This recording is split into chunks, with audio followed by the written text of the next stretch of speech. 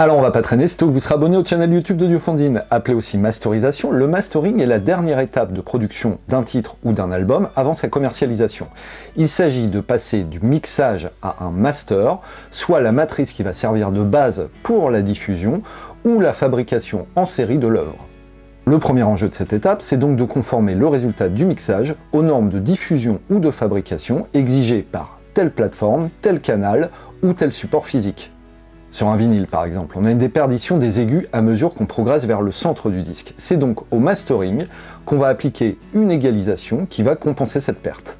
Par ailleurs, on n'a pas les mêmes exigences pour une diffusion télé ou pour Spotify. On va donc devoir décliner autant de masters que nécessaire.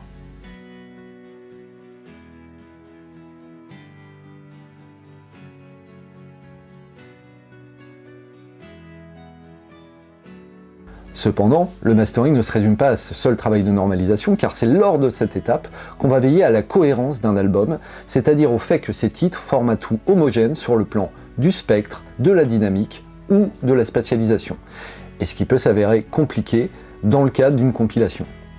Enfin, même si aux origines ce n'était pas la préoccupation première, le mastering se présente aujourd'hui comme l'ultime traitement qu'on va appliquer à une œuvre à des fins esthétiques.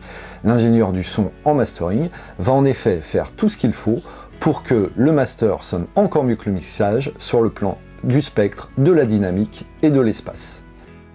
Certains parleront d'un coup de polish destiné à faire briller le mixage, d'autres diront que le mastering est à la musique, ce que le vernissage est à la peinture. Or, c'est un coût que nombre de musiciens ne peuvent pas assumer, de sorte qu'ils se rabattent sur des solutions en ligne de mastering automatique ou encore sur des plugins dédiés. Nous aurons à reparler de tout cela.